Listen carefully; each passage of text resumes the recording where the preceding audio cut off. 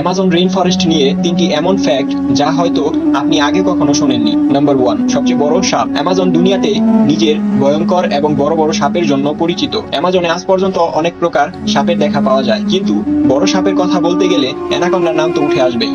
সাধারণত একটি অ্যানাকন্ডার দৈর্ঘ্য 30 ফুট হয়ে থাকে। অ্যামাজনের স্থানীয় মানুষ ও গবেষকরা এটা মনে করেন অ্যামাজনের নদীতে আজও টাইটানোবুয়া নামের বিশাল দানবাকার সাপ রয়েছে।